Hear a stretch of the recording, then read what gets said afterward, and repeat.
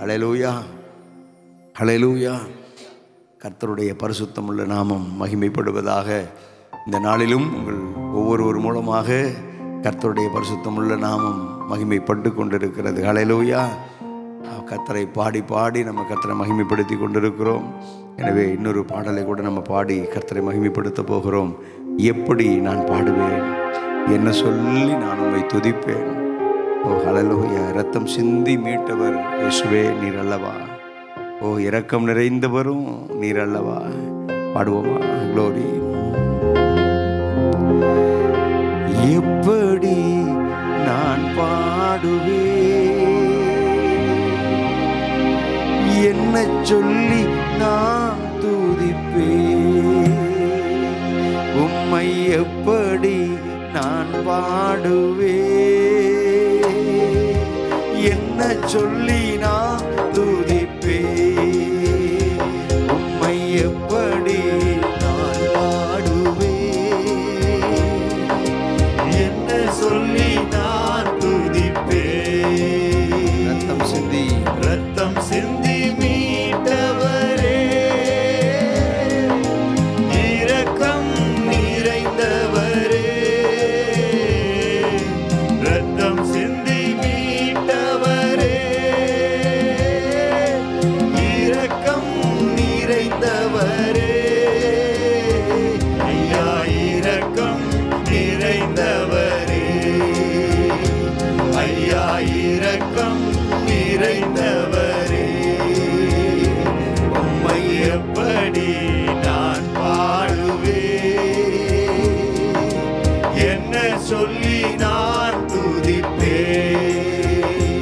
உம்மை எப்படி நான் பாடுவேன், என்ன சொல்லி நான் துதிப்பேன். ஹல்லேலூயா. அவர் எப்படிப்பட்டவர்? பக்தன் பதர் பாடியிருக்கிறாங்க. ரத்தம் சிந்தி மீட்டவரே, இரக்கம் நிறைந்தவர். ஹல்லேலூயா. அவருடைய இரக்கம் எவ்வளவு பெருசு, அவருடைய இரக்கம் எவ்வளவு பெரியது. கர்த்தரிடத்தில் அன்பு கூர்ந்து கற்பனைகளை கை கொள்ளுகிறவர்களுக்கு 1000 தலைமுறை வரைக்கும் அவர் இரக்கம் செய்கிறவர். அவ்வளவு பெருசு. ஹல்லேலூயா. அப்படின்னா நமக்கு மாத்திரம் இல்லை, நம்முடைய சந்ததியையும் கர்த்தருக்குள்ளே நம்ம வளர்த்தா, நம்ம சந்ததியும் கர்த்தரை பிடித்து கொண்டால், நம்ம சந்ததிக்கும் அந்த இரக்கம் 1000 தலைமுறைன்னு சொல்கிற அந்த வார்த்தையின்படி அந்த இரக்கம் கடந்து போயிடும். ஹல்லேலூயா, ஹல்லேலூயா.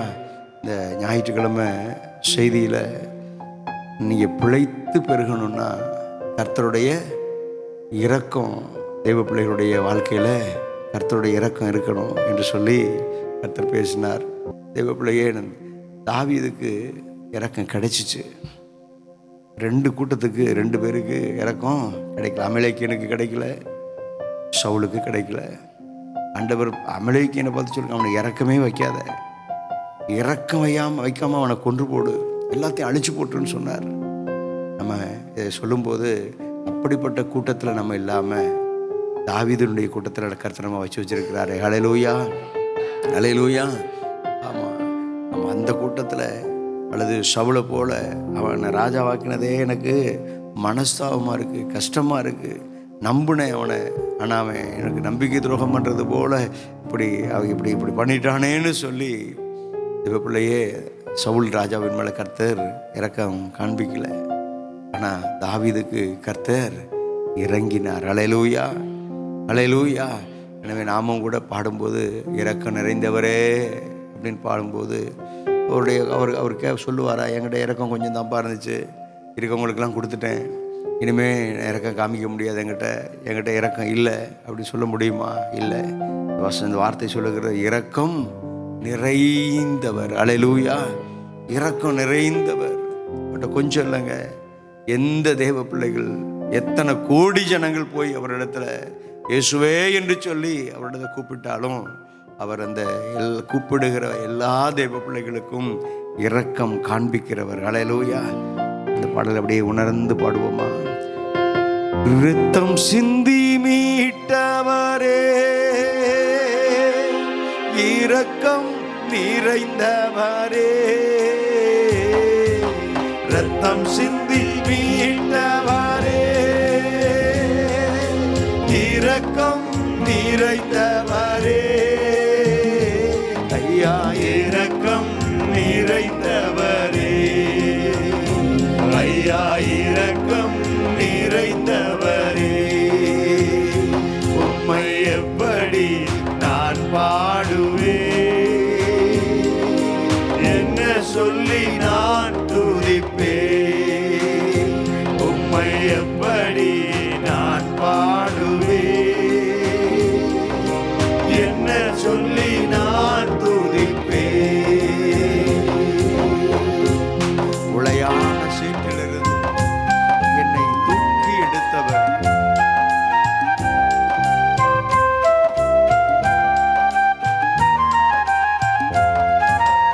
உளையான சேற்றினின்று தூக்கி எடுத்தவரே, உளையான சேற்றினின்று தூக்கி எடுத்தவரே, என்னை தூக்கி எடுத்தவரே, சொல்லுங்க உணர்ந்து, என்னை தூக்கி எடுத்தவரே, உம்மை எப்படி நான் வாழுவேன், என்ன சொல்லி நான் துதிப்பேன், உம்மை எப்படி நான் பாடுவேன், என்ன சொல்லி நான் துதிப்பேன். உந்தன் பாதம் அமர்ந்திருந்து ஓயாமல் முத்தம் செய்கிறேன், உந்தன் பாதம் அமர்ந்திருந்து ஓயாமல் முத்தம் செய்கிறேன், ஐயா ஓயாமல் முத்தம் செய்கிறேன், ஐயா ஓயாமல் முத்தம் செய்கிறேன், உம்மை எப்படி நான் பாடுவேன், என்ன சொல்லி நான் துதிப்பேன், என்னை விட்டு எடுபடாத இயேசுவே நல்ல பங்கு நீர்தான் ஐயா, ஐயா நல்ல பங்கு நீங்கதானப்பா, எனக்கு நல்ல பங்கு நீங்கதானப்பா, உம்மை எப்படி நான் பாடுவேன், என்ன சொல்லி நான் துதிப்பேன், உம்மை எப்படி நான் பாடுவேன், என்ன சொல்லி நான் துதிப்பேன், உம்மை எப்படி நான் பாடுவேன், என்ன சொல்லி நான் துதிப்பேன். அபிஷேகித்து அணைப்பவரே, ஆறுதல் நாயகனே, அபிஷேகித்து அணைப்பவரே, ஆறுதல் நாயகரே, ஐயா ஆறுதல் நாயகரே, ஐயா ஆறுதல் நாயகனே, உம்மை எப்படி நான் பாடுவேன், என்ன சொல்லி நான் துதிப்பேன், உம்மை எப்படி நான் பாடுவேன், என்ன சொல்லி நான் துதிப்பேன். மறுகையில் எடுத்துக்கொள்வீர், கூடவே வைத்துக்கொள்வீர், வருகையில் எடுத்துக்கொள்வீர், கூடவே வைத்துக்கொள்வீர், என்னை கூடவே வைத்துக்கொள்வீர், என்னை கூடவே வைத்துக்கொள்வீர், உம்மை எப்படி நான் பாடுவேன், சொல்லி நான் துதிப்பேன், உம்மை எப்படி நான் பாடுவேன், என்ன சொல்லி நான் துதிப்பேன்.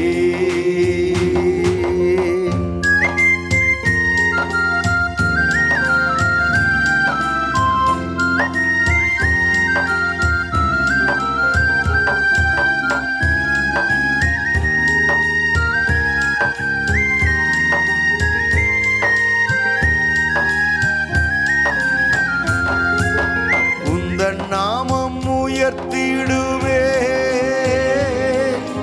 உம் விருப்பம் செய்திடுவே, உந்தன் நாமம் உயர்த்திடுவே, உம் விருப்பம் செய்திடுவே, ஐயா உம் விருப்பம் செய்திடுவே, ஐயா உம் விருப்பம் செய்திடுவே, உம்மை எப்படி நான் பாடுவேன், என்ன சொல்லி நான் துதிப்பேன், உம்மை எப்படி நான் பாடுவேன், என்ன சொல்லி நான் துதிப்பேன், உம்மை எப்படி நான் பாடுவேன், என்ன சொல்லி நான் துதிப்பேன். ஆண்டவரும் இரட்சகரும் மீட்பருமாய் இருக்கிற இயேசு கிறிஸ்துவின் வல்லமையுள்ள நாமத்தினாலே இந்த அருமையான காலை வேளையிலும் இந்த பிள்ளைகளே நாம் கர்த்தருடைய தீர்மானத்தின்படி, கர்த்தருடைய சுத்தத்தின்படி கர்த்தர் நம்மை கிருபையாய் இந்த 40 நாள் சுத்திகரிப்பு கூட்டத்துக்கு கர்த்தர் நம்மை அழைத்து கொண்டு வந்தார். எனவே இந்த 40வது நாள் முக்கியமான நாள். இந்த நாளிலே கர்த்தருடைய பாதப்படியில் நாம் அமர்ந்திருக்கிறோம். கர்த்தருடைய வல்ல வார்த்தைகளை நாம் கேட்பதற்கு நம்முடைய இருதயத்தை கர்த்தர் ஆயத்தப்படுத்தி இருக்கிறார். எனவே அருமையான சோதரன் பென்னட் ஜெய்சிங்கன் நம்முடைய மத்தியில் இருப்பது பெரிய சந்தோஷம். எனவே சரீரத்தில் எவ்வளவோ பலகீனங்கள், எவ்வளவோ பாடுகள் அவர்கள் சரீரத்தில் இருந்தாலும் கூட தெய்வ பிள்ளைகளே, கர்த்தருடைய ஊழியம் என்று சொல்லும்போது நான் ஒரு இடத்தை கேட்கும்போது எப்படி இருக்கிறீங்க அப்படின்னு சொல்லி கேட்டேன். நல்லா இருக்கிறேன் தம்பி அப்படின்னாங்க. எனவே அவங்க சொல்கிறாங்க, ஆனால் அந்த வார்த்தையில் அவங்க பலகீனமாக இருக்கிறத நான் அறிந்தேன். ஆனாலும் கூட கர்த்தருடைய ஊழியத்தை செய்வதற்கு கர்த்தர் எந்த மனுஷனாக இருந்தாலும் சரி, எப்படிப்பட்ட ஊழியக்காரர்களாக இருந்தாலும் சரி, அவர்களை கர்த்தர் அந்த புல்பிட்டில் கொண்டு வந்து நிறுத்திட்டா அவர் பலப்படுத்தி செய்ய வேண்டிய ஊழியங்களை செய்து முடித்து விடுவார். அல்லேலூயா தெய்வ பிள்ளைகளே. எனவே இந்த நாளிலும் அருமையான சகோதரன் பென்னட் ஜெய்சிங்கன் அவர்கள் மத்தியில் இருப்பது சந்தோஷம். இப்பொழுதும் கர்த்தருடைய வார்த்தையை கேட்பதற்கு நாம் ஆயத்தத்தோடு கூட இருக்கிறோம். அருமையான அண்ணனை நம்ம கரங்களை தட்டி உற்சாகத்தோடு கூட நம்ம வரவேற்கலாம். ஆண்டவராகிய இயேசு கிறிஸ்து நாமத்தில் உங்கள் அனைவரையும் வாழ்த்துகிறேன். கடைசி நாட்களே 5 பேர் இங்கே இடத்துல பேச போகிறாங்க. they are going to be killed. ஆகையினால you be prepared for that onslaught of God by the word of God. இந்த 12 மணி நேரமும் நிச்சயமாக நீங்கள் உங்களுடைய வாழ்க்கையில் ஒரு மாற்றத்தை கொண்டு வரும். அதற்கு உங்களை ஆயத்தம். ஆகையினால்தான் இந்த முதல் செய்தியை அவர்கள் கேட்ட உடனே நான் சரி என்று சொல்லிக்கொண்டேன். இந்த 40 நாள் எப்படி போச்சோ தெரியல. ஆனால் இந்த கடைசி நாளிலே நீங்கள் கர்த்தருக்கென்று உங்களை நிறைய வார்த்தை இருக்குது. அதில் ஒரு வார்த்தை இன்றைக்கு நான் உங்களோடு கூட பேச விரும்புகிறேன்.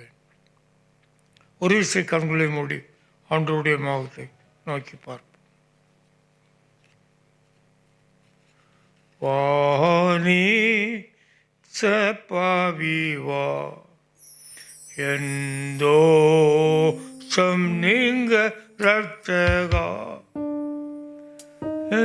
எந்தோஷம் நீங்க ரட்சகா, சோத்தா பண்ணுவி அருள் நாயகா நம்பி வந்தேனே தூய திரு ரத்தத்தால் சோத்தாகம் பண்ணுமே சீர்கேட்ட பாவினா என்னே தி கந்தையே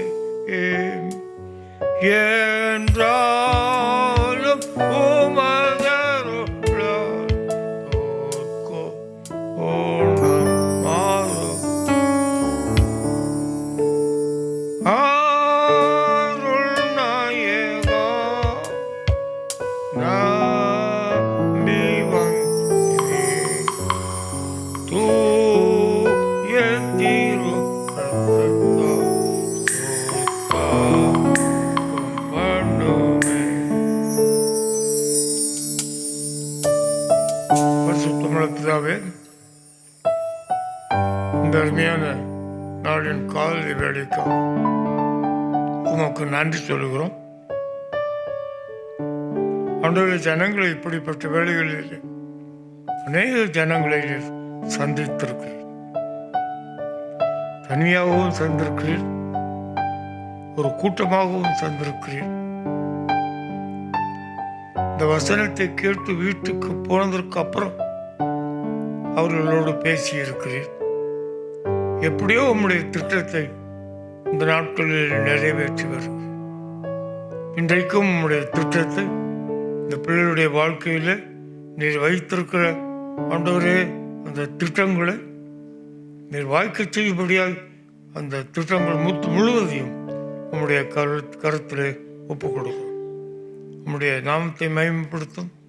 திருமணங்கள் நடக்கணும், குழந்தைகளை பெற்றெடுக்கணும், டிகிரி வாங்குறதுக்கு அந்த பரீட்சையில் நல்ல மார்க் எடுக்கணும், வேலை கிடைக்கணும், எல்லாம் வரும் நாட்களிலே நடக்கும்.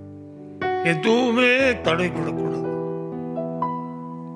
நீர் எல்லாவற்றையும் நேர்த்தியாய் செய்கிறோம். கர்த்தருடைய தயவு இந்த நாளிலே ஆசீர்வதிப்பதாக இயேசுவின் நாமத்தில் பிதாவே. யாத்திரையாகமம் 32ஆம் அதிகாரம் 29வது வசனத்தை வாசிக்கிறேன். கர்த்தர் இன்றைக்கு உங்களுக்கு ஆசீர்வாதம் அளிக்கும்படி இன்றைக்கு நீங்கள் அவனவன் தன் தன் மகனுக்கும் கர்த்தருக்கு உங்களை பிரதிஷ்டை பண்ணுங்கள் என்று மோசே சொல்லியிருந்தார். இதில் 2 வார்த்தை குறித்து காண்பிக்க விரும்புகிறேன். கர்த்தர் இன்றைக்கு ஆசீர்வதிக்கும்படிக்கு. என்னால் வேத வசனங்களை வாசித்து பார்த்தீங்கன்னா, இன்று முதல் உன்னை ஆசீர்வதிப்பார். இஸ்ரவேலை ஆசீர்வதிப்பதே கர்த்தருக்கு பிரியம். அப்படி எல்லாத்தையும் சொல்லியிருக்கிறார். அப்போது இந்த மோசேக்கு பக்கத்தில் வந்து நிற்கிற உன்னுடைய வார்த்தையை கேட்டு வந்து நிற்கிற அந்த லேவியர்களின் புத்திரரை அவர் இன்றைக்கு பரிசுத்தம் பண்ணுங்கள் என்று சொன்னவர் இன்றைக்கு பண்ணியிருக்க வேண்டியது தானே. இதை நம்ம அநேக நேரத்தில் நம்மளுக்கு மூக்குக்கு மேலே கோபம் வருவதற்கு இதாக காரணம். ஆண்டவர் செய்கிறேன் என்று சொல்லியிருக்கிறார், செய்யலை.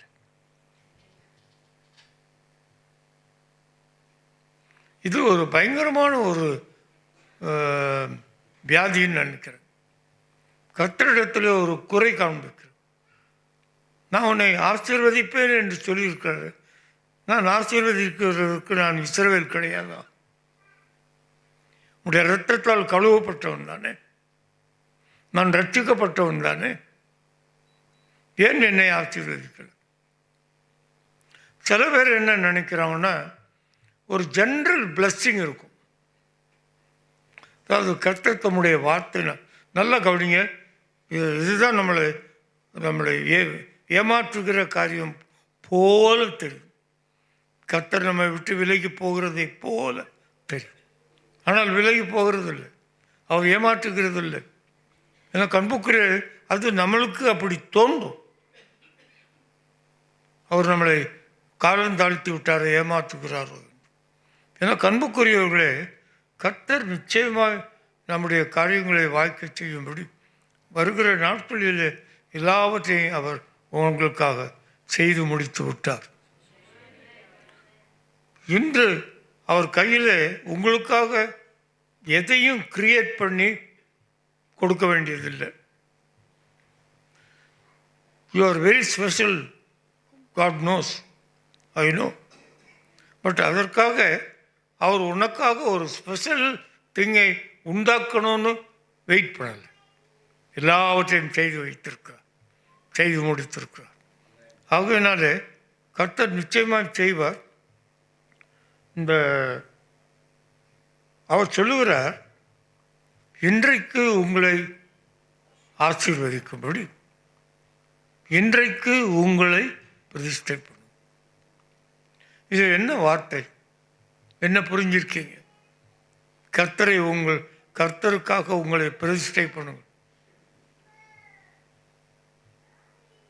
அடுத்த செஷனை கூட்டிட்டு போக மாட்டேன்.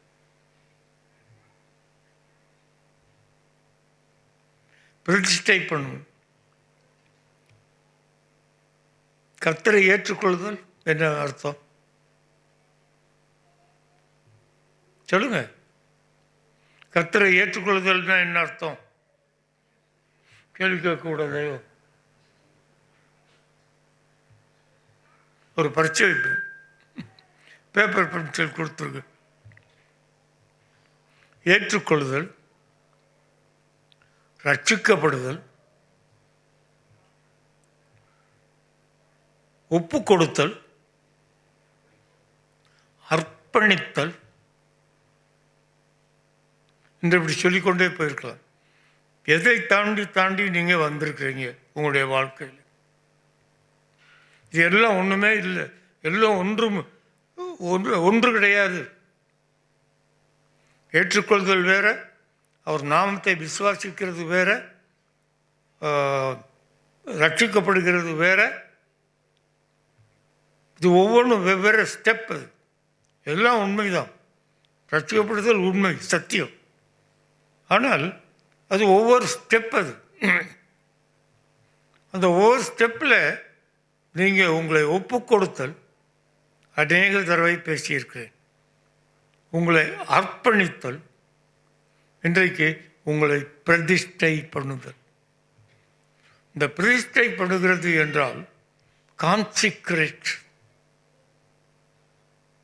sanctify.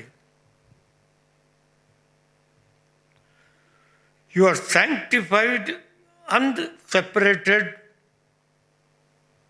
for His glory. அப்போ சில வசனம் சொல்லுது, you will see the glory of God சொல்லியிருக்கு, ஆனால் பார்க்கல. பட் அதற்கு 2-3 ப்ராசஸ் இருக்குது. You should be sanctified, you should be separated from the world, then He will see His glory.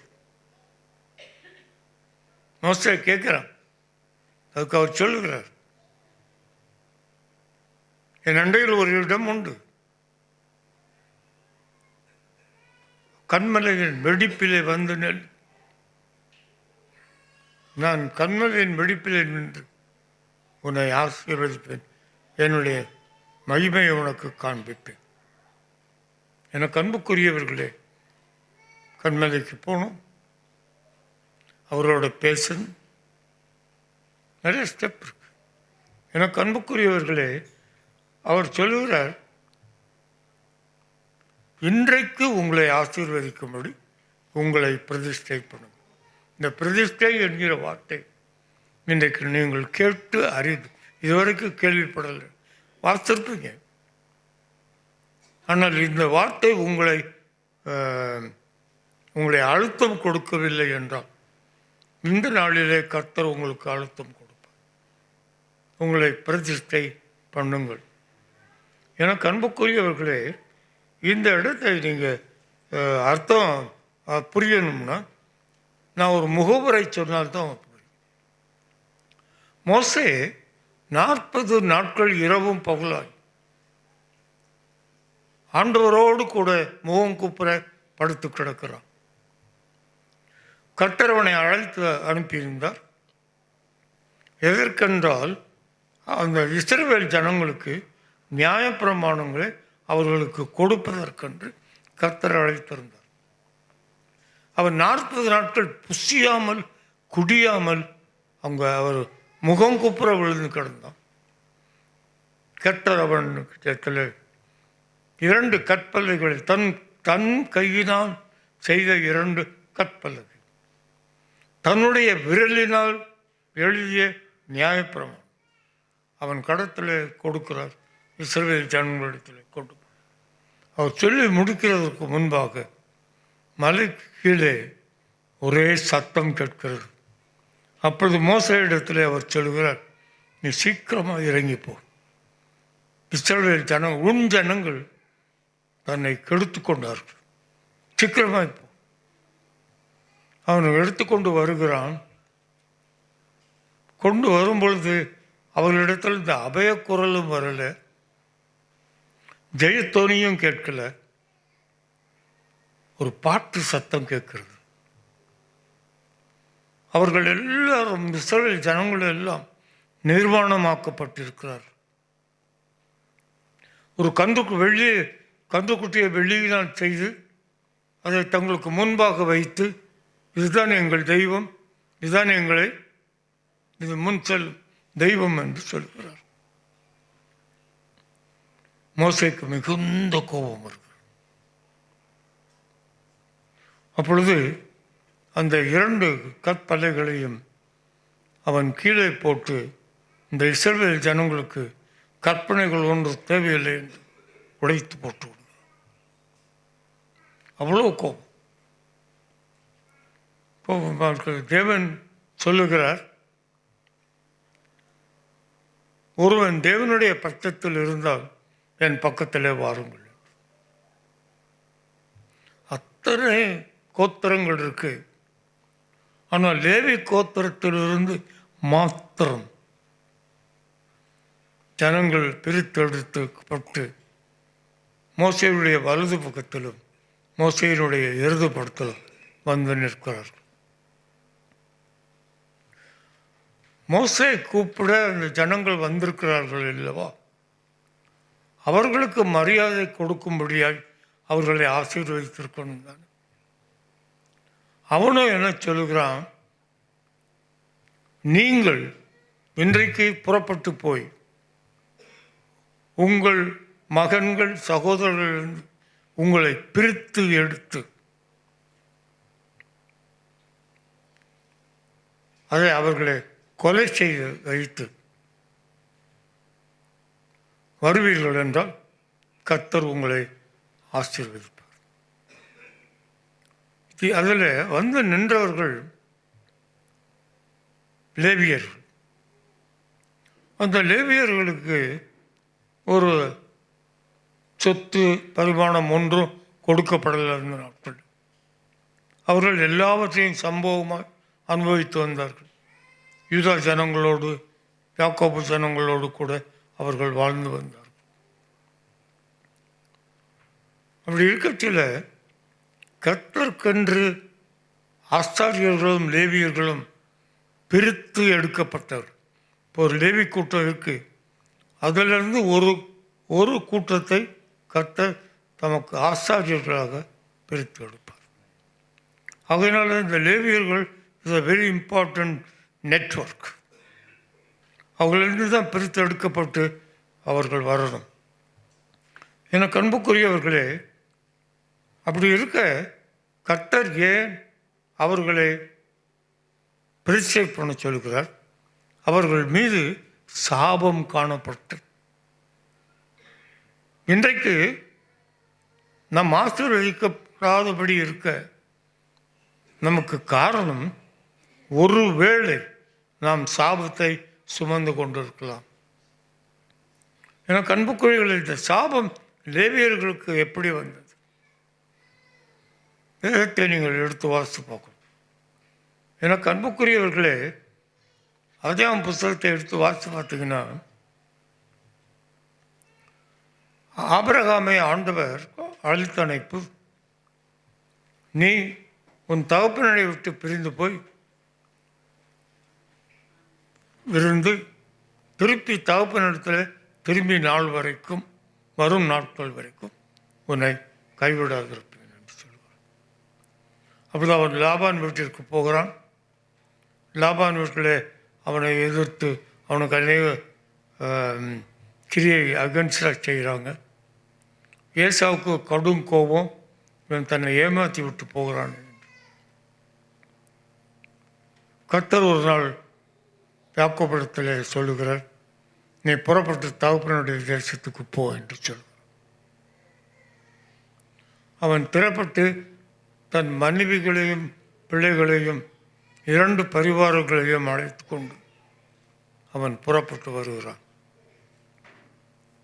அப்பொழுது லாபான் அவனுக்கு எதிர்க்கு வந்து சமாதானம் பண்ணுகிறான்.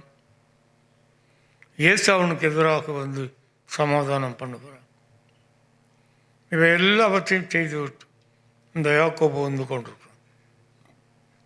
அவனை அனுப்பின கர்த்தர் ஞாபகப்படுத்துகிறார், உன்னுடைய தகப்பனுடைய தேசத்துக்கு போ என்று சொன்னேனே. அவன் தகப்பனுடைய தேசத்துக்கு போகாதபடிக்கு சுக்கோத் என்கிற ஊரிலே அவன் கூடாரம் அடித்து அந்த இடத்துல வாசம் பண்ணுகிறான். இன்னும் கொஞ்ச நாள் கழித்து நீங்கள் அதிகம் 33ஆம் அதிகாரம் எடுத்து வாசிப்போம், 32, 33. இன்னும் கொஞ்ச நாள் கழித்து அவன் சீகேம் என்கிற பட்டணத்துக்கு பிரிந்து போகிறான். அந்த சீகேம் பட்டணத்திற்கு புறம்பாக ஒரு பெரிய கூடாரம் போட்டு கூடாரம் அடித்து அந்த இடத்துல அவன் வாசம் பண்ணுகிறான். அப்பொழுது யாக்கோவுக்கு ஒரே ஒரு பெண் குழந்தை. அவள் அந்த சீகேம் பட்டணத்தில் உள்ள பெண்களை போய் பார்த்து வருகிறேன் என்று சொல்லி தகப்பனிடத்தில் பர்மிஷன் வாங்கிட்டு தீனாள் என்கிறவள் அந்த சீகேம் பட்டணத்தை சுற்றி பார்க்க போகிறாள். அந்த பிரபுக்களின் தலைவனுடைய மகன் அவளை அழைத்து கொண்டு போய் அவளை தீட்டுப்படுத்தி விடுகிறான். இதை கேள்விப்படுகிறார்கள் சகோதரர்களும் தகப்பனும்.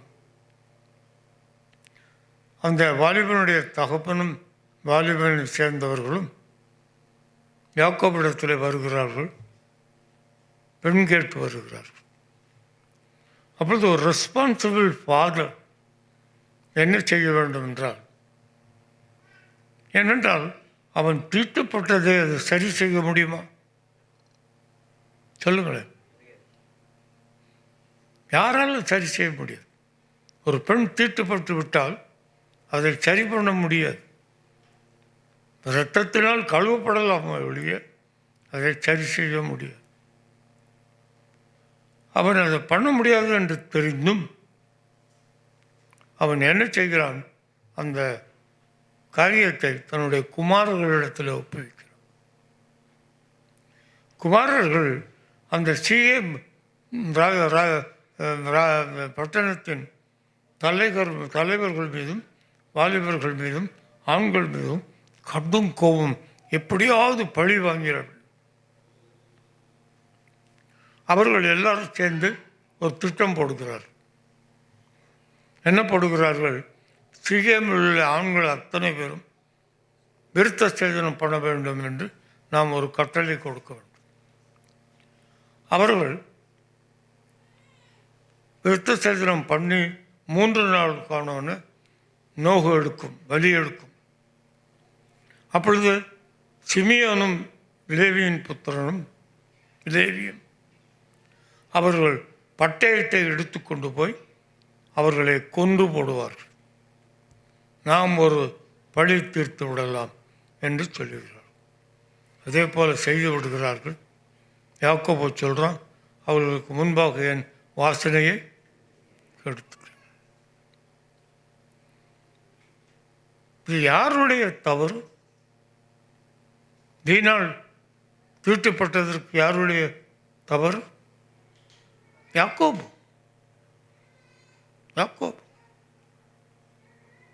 அவன்தான் பெண்கள் திருமணம் ஆகிற வரைக்கும் பாதுகாப்பது தகப்பனுடைய பொறுப்பு. எனக்கு அன்புக்குரியவர்களே, அப்பொழுது என் வாசனையை கெடுத்து விட்டீர்களே என்று சொல்லிட்டு இருக்கும் பொழுது ஆதியாகமம் 49ஆம் அதிகாரம் 5-7 தயவுசெய்து எடுத்து வைத்துக் கொள்ளுங்கள். ஆதியாகமம் 49:5-7. யாக்கோபு தன் கடைசி நாட்களிலே தன்னுடைய குமார்களை அழைத்து அனுப்பி அவர்களை ஆசீர்வதிக்கும்படி நினைக்கிறான். ஒவ்வொருவராக ஆசீர்வதித்து வருகிறான். இந்த 5வது வசனத்தையும் 7வது 2 வசனத்தையும் வாசித்து பார்த்தீங்கன்னா, சிமியோனும் லேவியும் ஏக சகோதரர்கள், அவர்களுடைய பட்டயங்கள் கொடுமையின் கருவிகள். அடுத்த வசனம், என் ஆத்துமாவே நல்லபடி, அவர்களுடைய பட்டயம் கொடுமையின் கருவிகள் சொல்லிவிட்டு தன்னுடைய ஆத்மாவுக்கு பார்த்து சொல்கிறான், என் ஆத்மாவே அவளுடைய ரகசிய ஆலோசனைக்கு உடன்படாது. அவங்க ஒரு ரகசிய ஆலோசனை அவர்கள் செய்தார்கள் அந்த நாளில் என் வாசனையை கெடுக்கும்படி. அப்பொழுது நான் அவர்களுக்கு உடன்பட்டு விட்டேன். இப்படியே நான் உடன்படாதபடிக்கு மென்மையை அவர்கள் கூட்டத்தில் சேராது. அவர்கள் தங்கள் கோபத்தினாலே, யாக்கோபு செய்த தவறினாலே இந்த காரியம் நடக்கப்படலை, சாபம் வரல. இதை மனதில் வைத்துக்கொள்ளும். இன்னும் இப்பொழுது நம்முடைய பிள்ளைகளுக்கு ஏதாவது ஒரு பிரச்சனை வருது என்றால் நாம் அவர்களுக்கு விரோதமாக சில காரியங்கள் செய்ததினால் வந்தது என்று ஒருவேளை அவர்கள் நினைக்கலாம். ஆனால் இது யாக்கோபினாலே, அவன் செய்த தவறினாலே வரல. யார் என்னுடைய எந்த காரணத்தின் மூலமாக வந்தது? அங்கே போட்டிருக்கு, என் ஆத்மாவே அவர்களுடைய ரகசிய ஆலோசனைக்கு உடன்படாதே, என் மேன்மையை அவர்கள் கூட்டத்தில் நீ சேராதே. அவர்கள் தங்கள் கோபத்தினாலே ஒரு புருஷனை கொன்று தங்கள் அகங்காரத்தினாலே அரண்களை நிர்முக்கினமார்.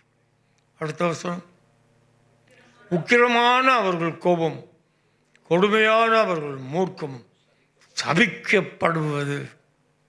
யாக்கோபு செய்த தப்பு இல்லை, இது சிமியோனுடைய லேவியனுடைய கோபம், மூர்க்கம், ஆகுங்க. இந்த சுத்திகரிப்பு நாட்களிலே எதற்காக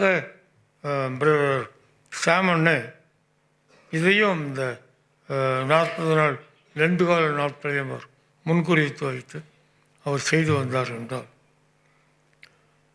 அநேக நேரத்தில் நாம் செய்கிற தவறுகள் நமக்கு எதிராக நிற்பதில்லை. நம்முடைய கோபங்கள், மூர்க்கம், உக்கிரமான கோபம்,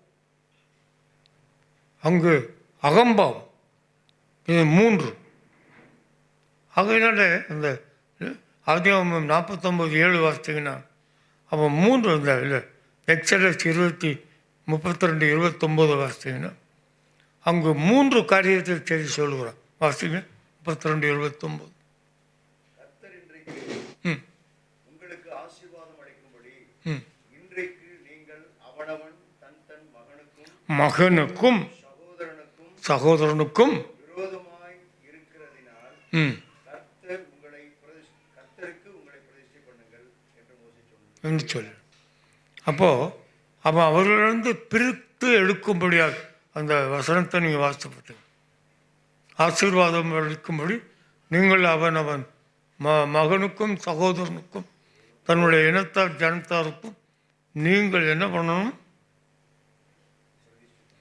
பிரித்து எடுக்கப்பட்டு நீங்கள் உங்களை பிரதிஷ்டைப்படும். அப்பொழுது சாபம் உங்களை விட்டு நீங்கும். மூர்க்கம் நிச்சயமாய் இந்த மூர்க்கமான கோபம், இது சுத்திகரிப்பு நாட்களிலே நாம் செய்ய வேண்டிய கடமை. சிலுவையின் அந்த 2 கால நாட்களிலே சிலுவை குறித்து தியானம் பண்ணும் பொழுது கலாத்தியர் 5ஆம் அதிகாரம் 16 23 வரைக்கும் வாசிக்கப்பட்டன. கிறிஸ்துவனுடையவர்கள் இவைகளை என்ன பண்ணாங்க? சிலுவையில் ஆணி அடித்தார்கள். எதையும் 16 வாசித்தீங்கன்னா ஒரு 17 துர்க்குணங்கள் நம்மிடத்தில் காணப்படும். இந்த துர்க்குணங்கள் அத்தனையுமே, அதாவது மாம்ச கிரியைகள், ஒவ்வொரு வார்த்தை சொல்லப்பட்டிருக்கும், அத்தனை மாம்ச கிரியைகள் நம்மிடத்தில் காணப்படுகிறது. அதை எத்தனையும் எடுத்து ஒவ்வொன்றாய் சிலுவையிலே ஆணி அடித்து அடிக்க வேண்டும். இது 2 கால நாட்களிலே நிச்சயம். வேறு படி அந்த மாம்ச கிரியையிலிருந்து நம்ம வெளியே, நான் சத்தியமாக எழுதி கொடுக்குறேன், மாம்ச கிரியையிலிருந்து வெளியே வரவே முடியாது. அதை அவர் கரத்திலே கொடுத்து சிலுவையில் அடித்தால் ஒழிய மாம்ச கிரியைகளை விட்டு நாம் வெளியே வர முடியாது. ஏன்னா அன்புக்குரியவர்களே, இதை மனதில் வைத்துக்கொள்ளும். நம்ம என்ன பண்ணுறோம்? அநேகமாக நம்ம இந்த மாதிரி கூட்டங்களுக்கு ஏன் வரோம் அப்படின்னா, ஒரு ஜென்ரல் பிளெஸ்ஸிங் நமக்கு மேலே கிடைக்கும். பாஸ்டர் ஜெபிக்கும் பொழுதோ, ஊழியக்காரன் ஜெபிக்கும் பொழுதோ, அது ஒரு ஜென்ரல் ப்ரேயர் நடத்தும் பொழுதோ ஒரு ஆசீர்வாதம் நமக்கு தாங்கும். அந்த ஆசீர்வாதத்திலே நாம் வில் பி சாட்டிஸ்ஃபைட். கோதுமை வயல் அருகே விதவைகளுக்கென்றும் ஏழைகளுக்கென்றும் அடிமைகளுக்கென்றும் சில தானியங்கள் என்ன பண்ணும்? சிதறி போடப்படும். இது வழிப்போக்கர்களுக்கென்று ஏற்படுத்தப்பட்ட ஆசீர்வாதம். அதே போல அவருடைய வார்த்தையினால் தாங்கப்பட்டு அவரே நம்மளுக்கு உணவையும் நமக்கு மற்ற காரியங்களையும் அவர் நன்மையும் கொடுக்கிற அவர் ஒரு சில ஆசீர்வாதம் கொடுக்கிறதை நாம் எடுத்துக்கொண்டு இந்த மெயின் பிளெஸ்ஸிங்கை நம்ம விட்டுவிட்டோம். அது இருந்தால் போதும் என்று வாழ்ந்து கொண்டு இருக்கிறோம். பட் ஏன் இந்த பெனட் மாத்திரம் வந்தால் கொஞ்சம் ஆழமாக ஏன் எடுத்துகிட்டு போகிறார்? அந்த ஆசீர்வாதத்தை சொல்லிட்டு போக வேண்டியதானே? நாங்கள் ஆசீர்வதிக்கப்படுவோம். எனக்கு அன்புக்குரியவர்களே, ஆண்டவர் என்ன விரும்புகிறார் என்றால் அந்த மாதிரி ஜென்ரல் பிளெஸ்ஸிங் அல்ல. அவர் என்ன பண்ண விரும்புகிறார்? நிச்சயமாய் பரிபூர்ணமான ஆசீர்வாதத்திற்குள் அவர்களை கடந்து போக வைக்கிறார். பரிபூர்ணமான சாதாரண பிளெஸ்ஸிங்காக இருக்கு. ஏனென்றால் உங்களை பிரித்தெடுத்தவர், நீங்கள் ஒப்பு கொடுக்கப்பட்ட அர்ப்பணித்தீங்க, பிரதிஷ்டை பண்ணியிருக்கீங்க. நீங்கள் என்னை தெரிந்தெடுக்கவில்லை, நான் உங்களை தெரிந்தெடுத்தேன். நீங்கள் போய் கனி கொடுக்கும்படிக்கும் அந்த கனி நிலைத்திருக்கும்படிக்கும் ஐ ஹேவ் ஆர்டைன்ட் யூ. யோவான் 15:16. He has ordained you. நீங்கள் பிரதிஷ்டை பண்ணல, கர்த்தர் உங்களை பிரதிஷ்டை பண்ணியிருக்கிறார். He has ordained you. எனக்கு அன்புக்குரியவர்களே, இதை மனதில் வைத்துக்கொள்ளும். இந்த பிரதிஷ்டை என்பது பிரித்து எடுக்கப்பட்டது என்பது அது எப்படி சாத்தியமோ? இந்த ஒரு கேள்வி முக்கியமான கேள்வி, இதை நல்லா கவனிக்கணும். ரோமர்கள் நிருபம் 6ஆம் அதிகாரம் 19வது வசனத்தை எடுத்து வைங்க. உங்கள் மாம்ச பலவீனத்தின் நிமித்தம் மனுஷ பெறுகிற பிரவாசமாக பேசுகிறேன். அக்கிரமத்தை நடப்பிக்கும்படி முன்னே நீங்கள் உங்கள் அவயவங்களை அசுத்தத்திற்கென்றும் அக்கிரமத்திற்கென்றும் அடிமைகளாக ஒப்பு கொடுத்தது போல இப்பொழுதும் பரிசுத்தமானதை நடப்பிக்கும்படி உங்கள் அவயவங்களை நீதிக்கு அடிமையாக ஒப்பு கொடுங்க. பிரித்தெடுக்கிறதுடைய ரகசியம். அன்றைக்கு ஒரு காரியத்தை செய்கிறதற்கு எவ்வளவு தீவிரித்து போனோம். நம்முடைய கைகளை எப்படி தீவிரித்து வைத்து அந்த காரியத்தை செய்யும். நம்முடைய கால்கள் எவ்வளவு தீவிரமாக நடந்து போய் அந்த காரியத்தை செய்யும். நம்முடைய அவயவங்கள் அக்கிரமத்தை செய்ய அன்றைக்கு தங்களை பிரதிஷ்டை பண்ண போல் அது செய்யலன்னா அன்றைக்கி அவங்களுக்கு அந்த நன்மை கிடைத்திருக்காது. ஏன்னா கண்புக்குறிகளே, அதே போல் நாம் பரிசுத்தத்திற்கென்றும் நன்மைகளுக்கு என்றும் நம்முடைய அவயவங்களை ஒப்பு கொடுக்கணும். அப்படின்னு நினச்சிட்டு பண்ணிங்கன்னா ரொம்ப ஈஸி. நீதிக்கென்று கர்த்தருடைய நீதியை நிலைநாட்டம், கர்த்தருடைய நீதி நிலைநாட்டப்பட்டால் ஒழிய இந்த தேசத்தில் பஞ்சம் தீராது, இந்த தேசத்தில் அக்கிரமம் தீராது. உன்னையும் என்னையும் கர்த்தர் இந்த தேசத்தில் நீதி நிலைநாட்டப்பட வேண்டும் என்று அவர் விரும்புகிறார். உன் நிமித்தம் நீதி நிலைநாட்டப்படும். எனக்கு அன்புக்குரியவர்களே, இந்த பிரதிஷ்டை என்றது இன்னும் கொஞ்சம் ஆழத்துக்கு அடுத்து செல்கிறேன். எண்ணாகமம் 7:10-11. ஆண்டவர் மோசேயிடத்தில் எனக்கொன்று ஒரு பலிபீடத்தை செய்து, மண்ணினால் ஒரு பலிபீடத்தை செய்து எனக்கு பிரதிஷ்டை பண்ணுங்கள் என்று சொல்லுகிறார். அவன் பலிபீடத்தை செய்து அவன் ஆடுகளையும் மாடுகளையும் அந்த இடத்துல தகன பலி செய்வதற்கு மோசே கொண்டு வர செய்கிறான். அப்பொழுது ஆண்டவர் தீவிரித்து வந்து பிரதிஷ்டை பண்ணுங்கள் என்று சொல்லும் பொழுது அவங்க வெகு வேகமாக பிரதிஷ்டை பண்ண ஆரம்பிச்சாங்க. இல்லை, ஆண்டவர் சொல்கிறாரு, அந்த பலிபீடத்தை எனக்கென்று பரிசுத்தப்படுத்தும்.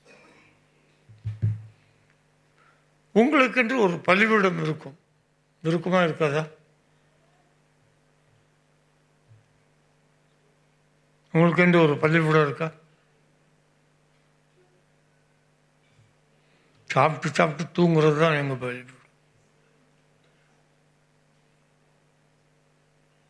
காலையில் எழுந்து நன்றி பலி செலுத்துகிறது என்னுடைய பலிபீடம்.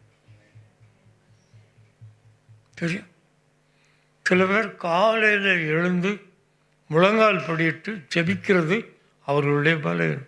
ஒவ்வொரு மாம்சம், அந்த மண் என்பது மனுஷனை குறிக்கிறது. ஒவ்வொரு மனுஷனும் ஒரு பலிபீடத்தை தனக்கென்று அவன் உண்டாக்கி இருக்கிறான். நல்ல பாட்டுகளையும் கீதங்களையும் பாடி ஆண்டவரை துதித்து ஆராதனை பண்ணி நாளை ஆரம்பிக்கிறவர்களும் உண்டு. வேதத்தை வாசித்து மினிமம் 10 அதிகாரங்களை வாசித்து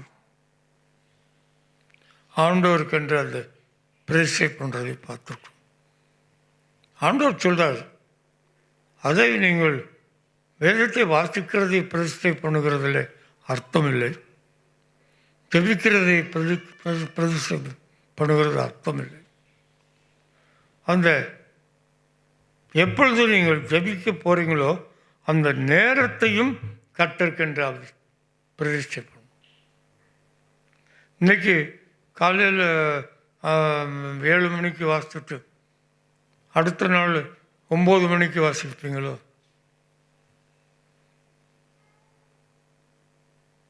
திஸ் இர்ரெகுலர் ப்ராக்டிஸ் ஆவியானவருக்கு விரோதமான ஒரு காரியம். அந்த வேதம் வாசிக்கிறதையும் தியானிக்கிறதையும் கர்த்தருக்கென்று பிரதிஷ்டை பண்ண வேண்டும். அதுக்கு ஒரு உதாரணம் சொன்னால் நீங்கள் புரிஞ்சுக்குவீங்க. நான் எப்பொழுதும் என்னுடைய வீட்டில் சொல்லுவேன், புரியுதோ புரியலையோ வேதத்தை எடுத்து என்ன பண்ணுங்க. இந்த எண்ணாகமும் இந்த சில வேளைக்கு 4ஆகமும் எல்லாம் வாசித்தா ஒன்றுமே புரியலையே எசேக்கியேல் எடுத்து வாசித்தா புரியலையே. தானியேல் 6 அதிகாரம் 7 அதிகாரம் நல்லா புரியுது. அதுக்கப்புறம் ஒன்றும் புரிய மாட்டேங்குது பிரதர். புரியுதோ புரியலையோ, நீங்கள் அது வேதம் வாசிக்கிறதை பிரதிஷ்டை பண்ணி ஒரு நேரத்தையும் பிரதிஷ்டை பண்ணி நீங்கள் செய்து பாருங்கள். அங்கு அதே அப்போஸ்தலர் 8ஆம் அதிகாரம் 26 40 வரைக்கும் வாசித்து பார்த்தீங்கன்னா, அங்கே ஒரு எத்தியோப்பியன் எருசலேமுக்கு வந்துவிட்டு காசா நாட்டுக்கு அவன் திரும்பி போகிறான். இஸ் அ ஃபைனான்ஸ் மினிஸ்டர், கந்தேகாவுடைய ஃபைனான்ஸ் மினிஸ்டர்.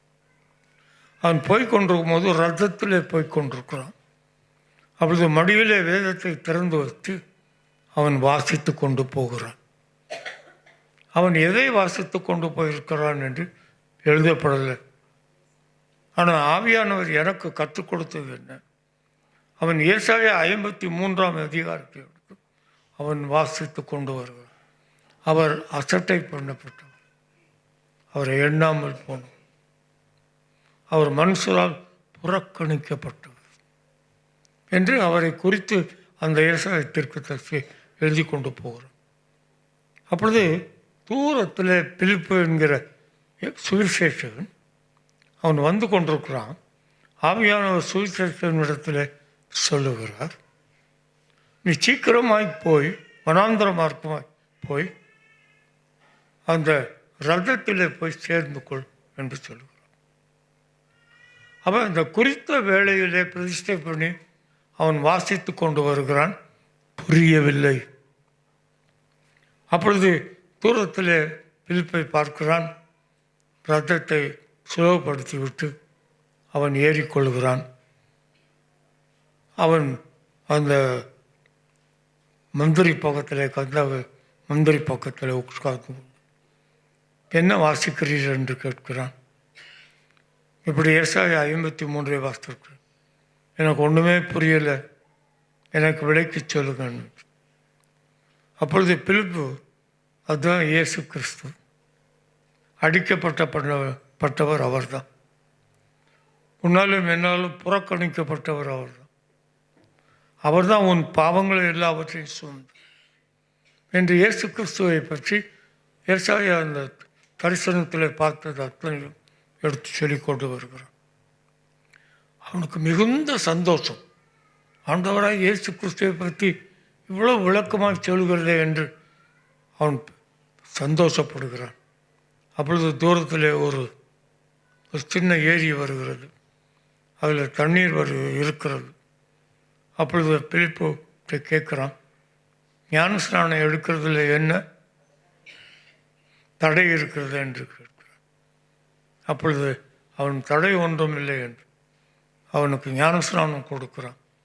கர்த்தர் அவனை பிலிப்பை எடுத்துக்கொள்ளுவார், ஆவியானவர் எடுத்துக்கொள்ளுவார். உன்னுடைய வேத வாசிப்பதற்கு நேரத்தில் பிரத்யேகப்படுத்தி அதை கர்த்தருக்கென்ற அந்த நேரத்தையும் பிரதிஷ்டை பண்ணியிருப்பீர் என்றால் கர்த்தருடைய ஆவியானவர் இறங்கி வருவது அன்றைக்கு எப்படி அந்த எத்தியோப்பியனுக்கு சாத்தியமானதோ அதே போல உனக்கும் எனக்கும் சாத்தியமாகும். அல்லேலூயா, அல்லேலூயா, அல்லேலூயா, அல்லேலூயா. 1 சாமுவேல் 21ஆம் அதிகாரம் 5வது வசனம் அது வாஸ்து பார்த்தீங்கன்னா, சவுல் பவுலடியாருக்கு பயந்து, சவுல் இல்லை தாவீது சவுலுக்கு பயந்து ஓடி போகிறான். அப்பொழுது தாவீது ஒரு சின்ன ஆலயத்தில் தோபேகு என்கிற ஒரு ஆசாரியன், அந்த ஆலயத்துக்குள்ளே அவன் பிரவேசித்து அவன் பார்க்கும் பொழுது அங்கே நேற்று சுட்ட அப்பம் இருக்கிறது. நேற்று சுட்ட அப்பம் அதை எடுக்கப்பட்டு புதிய அப்பம் வைக்கிற வரைக்கும் அது கர்த்தருக்கென்று பிரதிஷ்டை பண்ணப்பட்ட அப்பம். அப்பொழுது தாவீது அவனுடைய நண்பர்கள் மிகுந்த பசியோடு இருக்கிறபடியினால் அவன் அந்த ஆசாரியனிடத்தில் கேட்கிறான், எனக்கு அந்த நேற்று வைத்த அப்பத்தை எனக்கு கொடுங்களேன்.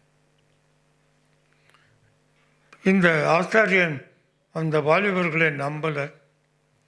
ஆனால் தாவீது என்ன என்று புரிந்து கொண்டு, நானும் என் நண்பர்களும் பெண்களுக்கு விலகி இருந்தோம் என்று சொல்லுகிறான். அப்பொழுது அந்த அப்பத்தை எடுத்து கொடுக்கிறான். அதை சாப்பிட்டு திருப்தி அடைந்தார்கள். அங்கு ஒரு புதிய அப்பங்கள் வைக்கப்படுகிறது. இதில் ஒரு பெரிய ரகசியம் அடங்கியிருக்கு. கர்த்தர் இஸ்ரவேல் ஜனங்களை அழைத்து கொண்டு வரும் பொழுது அதிகாலையிலே மன்னாவை பொழிய பண்ணுவார். அம்மாவிலே அப்பொழுது காலையிலே எடுத்துகிட்டு போய் அதை போய் பொறுக்கி எடுத்து கொண்டு வரணும். அதை அன்னைக்குள்ளே அவர்கள் சமைத்து சாப்பிட்டு விட வேண்டும். அதை ஒரு நாளும் ஒரு காலும் அடுத்த நாளிலே அவன் கொண்டு போய் வைக்க முடியாது. அது பூச்சி பிடித்து கெட்டு போய்விடும். அடுத்த நாள் ஓய்வு நாள்னா அவங்க போகக்கூடாது. ஆனால் அடுத்த நாள் ஓய்வு நாளாக இருக்கிறபடினால் அந்த மன்னா பூச்சி பிடிக்காது. அதை அவர்கள் அடுத்த நாளும் சாப்பிடும். இந்த மன்னா ஒவ்வொரு நாளும் புதுப்பிக்கப்படும். அதே போல கர்த்தருக்கென்று பிரதிஷ்டை பண்ணுகிறது ஒவ்வொரு நாளும் பிரதிஷ்டை பண்ணும். சில பேர் அவங்க வாழையடி வாழையாய் ஒவ்வொரு நாளும் அவர் பெற்றோர்களும் சரி பிள்ளைகளும் சரி 91ஆம் சங்கீதத்தை எடுத்து வாசிப்பாங்க, 23ஆம் சங்கீதத்தை வாசிப்பாங்க, 19வது சங்கீதத்தை வாசிப்பாங்க. இப்படி இதை மாறி மாறி இதை தான் வாசிப்பாங்க. எனக்கு அன்புக்குரியவர்களே, ஆனால் கர்த்தர் என்ன சொல்கிறார்? ஒவ்வொரு நாளும் புதிய மன்னாவை உனக்கு தர. ஏசாயா 54 வாசியுங்கள். இளைப்புள்ளவர்களுக்கு சமயத்திற்கு ஏற்ற வார்த்தையை சொல்ல நான் அறியும்படிக்கு கர்த்தராகிய ஆண்டவர் எனக்கு கல்வி மானினாவை தந்தருளினார். நல்லா கவனிங்க. இழைத்தவனுக்கு சமயத்திற்கேற்ற வார்த்தையை சொல்லும்படிக்கு கர்த்தர் எனக்கு கல்வி மானினாவை தந்துள்ளார். அதை காலை தோறும் என்னை எழுப்புகிறார். அந்த கல்விமானின் நாள் இழைப்புள்ளவர்களுக்கு கொடுக்கிறதுக்கென்று அவனை காலை தோறும் எழுப்புகிறார். கற்றுக்கொள்கிறவர்களைப் போல நான் கேட்கும்படி என் செவிகளை கவனிக்கிறேன். ஒவ்வொரு நாளும் அந்த வார்த்தை எனக்கு ஆறுதல் கொடுக்கும். நான் இழைப்புள்ளவர்களுக்கு அந்த வார்த்தையை சொல்ல முடியும். அது ஆறுதல் கொடுத்து அவர்களை தேற்று. எனக்கு அன்புக்குரியவர்களே, அப்படிப்பட்ட வார்த்தைகளை கர்த்தர் உங்களுக்கு கொடுக்கிறார். 2 நாளாகும் 29ஆம் அதிகாரம் 5 நிமிஷத்தில் முடிச்சிடுறேன். 29:33 எசேக்கியா ராஜாவாக அபிஷேகம் பண்ணப்பட்ட உடனே அவன் ஆலயத்தை திறந்து அதை ஸ்டெப்பனிட்டு பலிபீடத்தை ஸ்டெப்பனிட்டு பாட்டு பாடுகிறவர்களுக்கு பாடகர்களை நிப்பாட்டி அங்கு வேலை செய்வதற்கு வாலிபர்களை ஏற்படுத்தி ஒரு நாள் என்ன சொல்கிறான், அந்த பலிபீடத்துக்கு காளைகளையும் ஆடுகளையும் கொண்டு வர செய்யும். அப்புறம் திரளான ஆடுகளும் காளைகளும் கொண்டு வரப்படுகிறது. ஆனால் அந்த ஆலயத்திலேயோ கொஞ்சம் ஆசாரியர், நீங்கள் அந்த அதிகாரத்தை கொஞ்சம் அதிகாரம் ஆசாரியர்களுக்கு தான் இருக்கிறாங்க. அந்த ஆசாரியர்கள் என்ன பண்ணோம், அதை பலியிட்டு அதை கொழுப்பையெல்லாம் எடுத்து தோலையெல்லாம் உரித்து ஆண்டவருடைய பிள்ளைகளுக்கு என்ற தலையில் பிரித்து எடுத்து வைத்து கர்த்தருக்கு படைக்க வேண்டும். இது பிரமாண்டமான காரியம். கொஞ்சம் பேர் இருக்கிறாங்க, நிறைய பலிபீடத்துக்கு கொண்டு வருகிறார். அப்படிதான் ஆண்டவர் சொல்கிறார், 600 ஆடு காளைகளையும் 3000 ஆடுகளையும் நீங்கள் கர்த்தருக்கென்று பலியிட வேண்டாம், அதை பிரஸ்டிஷ்டை பண்ணி வை. இதுதான் இந்த waiting period for God's ministry. இதால் நம்மளால் வெயிட் பண்ண முடிய மாட்டேங்குது. ஏதாவது ஒரு ஊழியத்தை எடுத்துக்கொண்டு வந்து செய்து தை கிராஷ். வெளியத்தை நடத்த நிர்வாகம் இல்லாமல் போயிடும். அங்கு கர்த்தருக்கென்று தான் உன்னை பிரதிஷ்டை பண்ணியிருக்கிறார். ஆனால் தகன பலியிட ஆண்டவர் உன்னை ஆண்டவர் ஆணையிடலை. நீ பிரதிஷ்டை பண்ணப்பட்டு பிரத்யேகப்பட்டு வைக்கப்பட்டிருக்கிறார். நான் ஆலயங்களில் பார்க்குறேன், அவங்க ஆண்டவருக்கென்று பிரதிஷ்டை பண்ணி கொஞ்ச நாள் அவங்களால தாக்கு பிடிக்க முடியும். ஐயோ, இந்த ஆலயத்தில் இருந்தால் என்னால் ஊழியமே பண்ண முடியலை அப்படின்ற முதல்ல ஒரு கிராம ஊழியம் செய்யும். அப்புறம் வேலையை விட்டுருவாங்க. கிராம ஊழியத்தில் யார் போய் இயேசுவின் நாமத்தில் இது நடக்கட்டும் சொன்னால் நடக்கும். கிராம ஊழியம் மிகவும் மிகவும் எளிது. ஆனால் பட்டணத்தில் அப்படி போய் நாம் செய்ய முடியாது. ஒரு ஆலயம் வேண்டும், ஒரு வீடு வேண்டும், கூடி வரணும், சபை கூடி வரணும். கிராமத்தில் அப்படியே மயக்க பிடிச்சிக்கிட்டு போய் செய்துட்டு வந்துடல. எனக்கு அன்புக்குரியவர்களே, அந்த கொஞ்ச நாள் உங்களால் பொறுத்து இருக்க முடியவில்லை. களைத்து போய் விடுகிறார்கள், சோர்ந்து போய் விடுகிறார்கள். அந்த ஊழியத்தில் அந்த ஆலயத்தில் அத்தனை பேர் இருக்காங்களே, இத்தனை பேர் இருக்காங்களே, நம்மளுக்கு ஒன்று ஆத்மாவே இல்லையே, மிகவும் சோர்ந்து போய்விடும். ஆகையினால இதை மனதில் வைத்துக் கொள்ளுங்கள். சில காரியங்களை கற்றுக்கொண்டு பிரதிஷ்டை பண்ணி வைத்து விடுங்கள். நாள் ஒன்று வரும், அதை பலியிடலாம். Wait for that, wait for that. கடைசியாக 2 சாமுவேல் 8:18 சோபா ராஜாவினுடைய அவனை வென்று வெள்ளியையும் பொன்னையும் அந்த ராஜாங்கத்தில் இருக்கிறார்கள் கர்த்தருக்கென்று பிரதிஷ்டை பண்ணுகிறார். இந்த 2 பாயிண்ட்லேயும் ஒரு காரியத்தை சொல்கிறேன். முதலாவது, நான் வேலைக்கு வந்த பொழுது, ஆண்டவரை ஏற்றுக்கொண்ட பொழுது, தசம பாவத்தை ஆண்டவருக்கென்று கொடுத்து வளராமலே இருந்தேன். அப்பொழுது என்ன பண்ணேன்னு ஆண்டவர் பேசினார். நீ உனக்கு கிடைக்கிறது எல்லாவற்றையும் என் கருத்தில் வாங்குகிறாய், என் கருத்திலிருந்து உனக்கு கொடுக்கிறேன், நீ அதை எனக்கு கொடு. அப்படி என்றால் நான் சம்பளம் வாங்கிட்டு வந்தேன். அந்த காலத்தில் பேங்கிங் ஆப்ரேஷன்லாம் கிடையாது. நல்ல புது நோட்டுகளாக எடுத்து ஒரு கேஷியர் வந்து நம்ம டேபிளில் வந்து கொடுப்பார். அதை வீட்டுக்கு எடுத்துக்கொண்டு போவேன். அப்படியே நானும் என் மனைவியும் அதில் அந்த 10ல் ஒரு ஆண்டவருக்கென்று நியமித்திருக்கிற அந்த பங்கை அவருக்கு எடுத்து வைத்து விட்டு மீதியையும் அவருக்கு பிரதிஷ்டை பண்ணி அந்த இடத்துல ஜெபித்து விட்டு வந்துவிடும். பீரோவில் தான் அந்த கர்த்தருக்கென்று பிரதிஷ்டை பண்ணுறது. நீங்கள் தசமபாகம் என்றைக்கும் வாயை திறந்து தெரியாமல் கூட சொல்லாது. தசமபாகத்தை நீங்கள் கர்த்தருக்கு கொடுக்கறது இல்லை, அது கொடுக்கப்படுகிறது இல்லை. ஏன்னா அவர் ஏழையா கொண்டு வந்து வாங்குறதுக்கு அது கொடுக்கப்படுகிறது இல்லை. அது நம்ம கர்த்தருக்கென்று என்ன பண்ணுறோம், அவர் பாதத்தில் பிரதிஷ்டை பண்ணுறோம். கொடுக்கல, அதை என்ன செய்கிறாரோ அதை அப்படியே நம்ம மீதி இதை எடுத்து பிரதிஷ்டை பண்ணி வைத்திருக்கோம் இல்லையா, இனிமேல் அதை செய்ய ஆரம்பிக்கும். பிரதிஷ்டை பண்ணி வைத்திருக்கிறதை நான் காலையில் காருக்கு பெட்ரோல் போடுவதற்கு பணத்தை எடுப்பேன். அப்போ ஒரு ஜெபம் பண்ணிட்டு நான் எடுப்பேன். ஆண்டவர்கிட்ட சொல்கிறேன், பெட்ரோல் போடுறேன்ப்பா.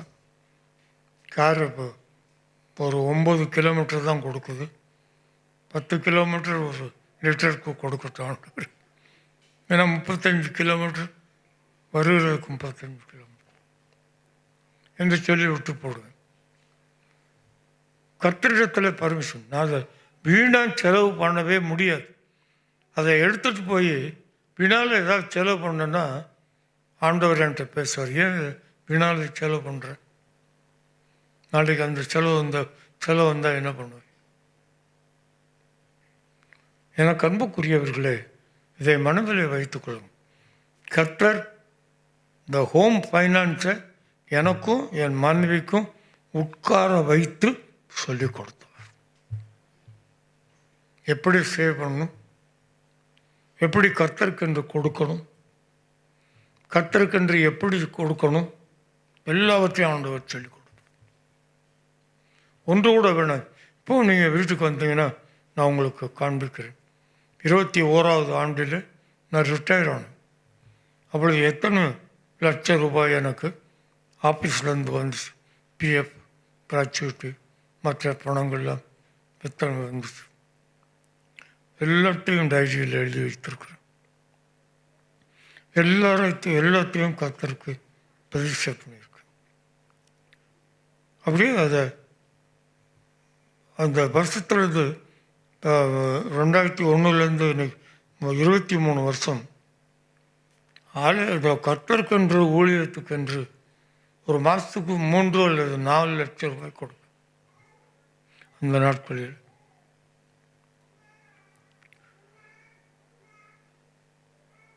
அந்த அப்படி செலவு பண்ணி ஒரு 50-60 லட்சம் ரூபாய் செலவு பண்ணியிருக்கேன்.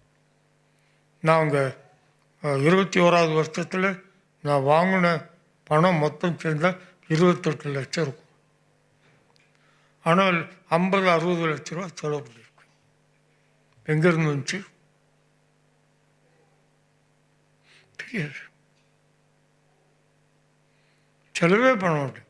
ப்ராபப்ளி எனக்கு வேண்டிய பணத்தை எடுத்து எல்லாத்தையும் பேங்க்கில் அது ஃபிக்ஸட் டெபாசிட்டில் இருக்கும். அது பாட்டு அந்த நாட்டில் 11-12% இன்ட்ரெஸ்ட். அது பாட்டுக்கு grow. The best form of investment I hate is putting in the fixed deposit. கர்த்தர் எனக்கு ஒவ்வொன்றையும் சொல்லி கொடுத்துருக்குறேன். இன்றைக்கு நீங்கள் எடுத்து பார்த்தீங்கன்னா எத்தனையோ கண்ட்ரிக்கு ட்ராவல் பண்ணியிருக்கேன். நான் ஒரு கண்ட்ரிக்கும் ஊழியத்திற்கென்று பணம் கேட்டு நான் வாங்கினது. I will buy that air ticket go. ஜனங்கள் கூப்பிடுவாங்க, போயிட்டு வருவேன். ஏதாவது ஒரு லவ் ஆஃபரிங் கொடுத்தாங்கன்னா வாங்கிட்டு. எனக்கு அன்புக்குரியவர்களே, அப்படிப்பட்ட காரியங்களை கூட கர்த்தர் பொருட்படுத்திக் கொள்ளும். நான் முதல் தடவை சிங்கப்பூருக்கு போயிருக்கும் பொழுது அங்கே உள்ள பிரதர் என்னை ஏற்றுக்கொண்டு அவர் வீட்டிலே தங்க வைத்திருத்தார். 10 நாள் ஊழியத்துக்கு என்று நாங்கள் 10 நாள் அப்பொழுது நான் ஆஃபீஸில் ஒர்க் பண்ணேன். அப்பொழுது அவர் பிரதர் சொல்கிறாரு, இன்னும் உங்களுக்கு ஊழியம் செட் ஆகிறதுக்கே இன்னொரு 2 நாட்கள் ஆகும். அப்புறம் ஒரு 8 நாட்கள் தான் இருக்குது. அதில் ஊழியம் செய்தால் உங்களுடைய ட்ராவல் எக்ஸ்பென்ஸுக்கு கூட உங்களுக்கு பணம் கிடைக்காது. நான் எதை எதிர்பார்த்து வரல. எதையும் எதிர்பார்த்து வரல. கர்த்தர் ஊழியத்தை திறந்து கொடுப்பார். எனக்கு அவர் கொடுக்க வேண்டும் என்று நினைத்தால் அவர் கொடுப்பார். 10 நாட்கள் முடிந்து சாயந்தரம்னா நான் ஒரு காரில் ஏர்போர்ட்டுக்கு போகிறேன். என் மனைவி இன்னொரு காரில் ஏர்போர்ட்டில் வந்து அவள் ஒரு இடத்துல ஊழியம் பண்ணியிருந்தால் நான் ஒரு இடத்துல ஏர்போர்ட்டில் சந்தித்தோம். அவர்கிட்ட சொல்கிறேன், பிரதர் நீங்கள் சொன்னீங்க ஞாபகம் இருக்கா, நீங்கள் ட்ராவல் எக்ஸ்பென்ஸ் கூட வராது என்று.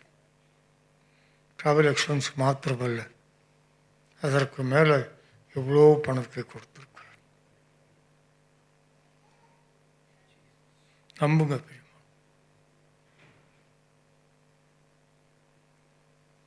பணத்தை துச்சமாய் கருதுகிறதும் அல்ல. I respect the money because it is a money given by God. It is a blessing given by God. It is not the general blessing. It's a very special blessing given, goodness given by God to me. அது ஒரு நாளும் அலட்சியப்படுத்தாது. கர்த்தர் உங்களை யாரையும் வைத்து அலட்சியப்படுத்த விட அனுமதிக்க மாட்டார். இன்றைக்கும் நான் சொல்கிறேன், எங்களோட ரிட்டையர் ஆனவங்க எத்தனையோ பேர் சாப்பாடு கூட வழி இல்லாமல் இருக்கிறோம்.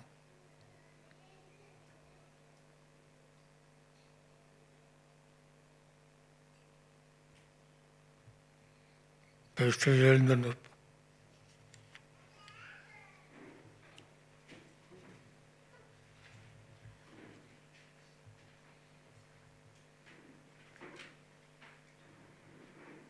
கர்த்தர் உங்களை இன்று முதல் ஆசீர்வதிக்கும்படி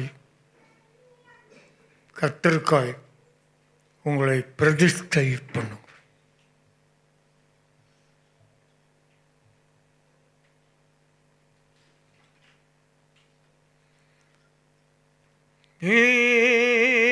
மட்டும் என்னை ஆசீர்வதித்தீ இனி மேலும் காணரும் சேரும் கொன்றில் தேவாரி நாடத்தோமே ஓதயநேரம்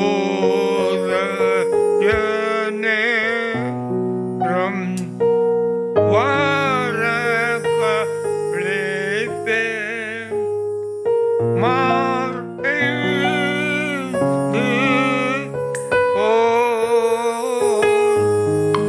நேசரை காண்பேன்.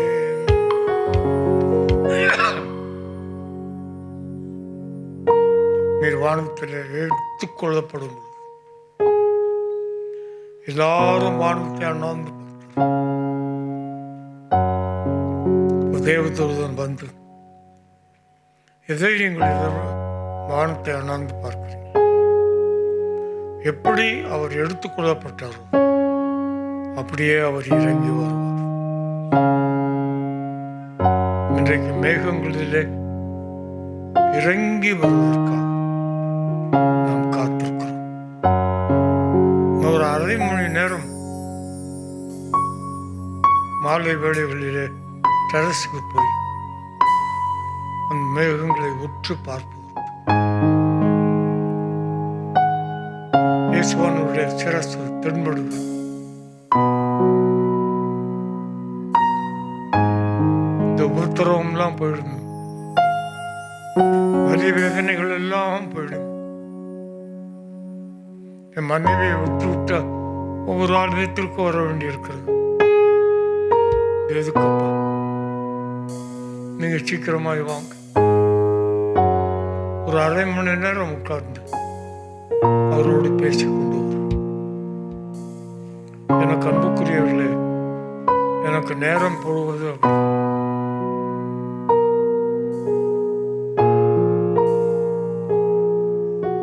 பரிசுத்தமில்லை பிதாவே, இந்த அருமையான பிள்ளைகள் விசேஷித்த 40 நாட்கள் உங்களுக்கென்று உண்டாக்கி அவர்கள் உம்மை நெருங்கி வருவதற்கு நிறைய காரியங்களிலே முற்படுகிறார். அவைகளெல்லாம் விருதாவாக போகாதபடிக்கு சரியான காரியத்தில் அவர்கள் நடந்து வர உதவி செய்யும். நம்முடைய நாமத்தை மகிமைப்படுத்துங்கப்பா. இயேசு கிறிஸ்துவ நாமத்தில்